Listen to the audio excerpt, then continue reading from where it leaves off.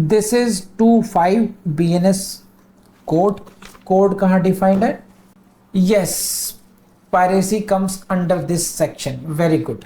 Counterfeit 2(5) मतलब resemble करते हैं, वो कॉन्सेप्ट सेम है पायरेसी का। 2(5) काउंटरफिटिंग से पायरेसी होगी। टू कोड कहाँ डिफाइंड है? सेक्शन 2(5) में है। ये सेक्शन 20 IPC में डिफाइंड था पहले। क्या कहते हैं इसमें? ओके, ये सेव नहीं हुआ इसका मतलब, ठीक है। तो देखिए, जज की कोर्ट के मैटर में, कोर्ट में दो मीनिंग दिए गए हैं इसमें। मीन्स ए जज, नंबर 1, और आगे लिखा मिलेगा आपको बॉडी ऑफ जजेस, ठीक। तो when ever there is a word court, court use किया जा रहा है कहीं पर भी। यार ये कैसे हुआ? इसका मतलब ये हुआ कि ओहो, मैंने जो कुछ काम किया था ना वो सेव नहीं हुआ फिर सब। चलिए क्या कर सकते हैं, लास्ट का कुछ काम सेव नहीं हुआ।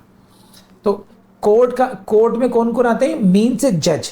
कौन सा जज? Who is empowered by law to act judicially alone.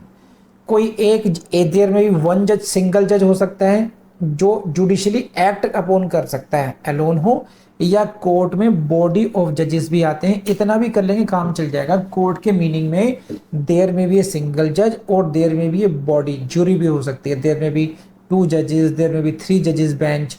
तो जब कोई बेंच काम कर रही होती है तो उसको भी कोर्ट कहा जाता है बस। लेकिन कब की बात कर रहे हैं हम? एक व्यक्ति, जब ये ही इज एक्टिंग जुडिशली, बस। when he is acting as a judicial officer judicially, he will be called court। Court कहेंगे इसको। कोर्ट का मीनिंग भी सेम ही होगा।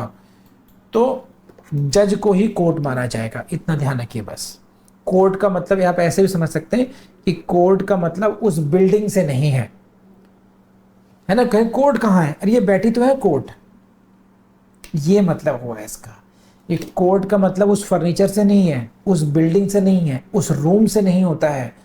कोर्ट मीन्स ए जज और बॉडी ऑफ जजेस acting judicially. Please let me know. आई बात समझ में नहीं आई? जल्दी बोलो भाई। फिर आगे बढ़ते हैं। आगे क्या है? डेथ।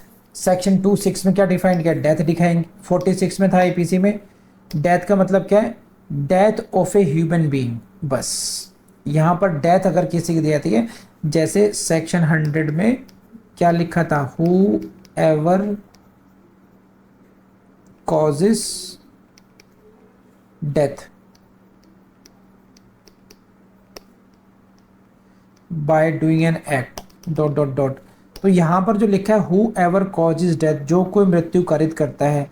तो भैया मृत्यु किसकी कारित करता है? यहाँ लिखा तो है नहीं कुछ।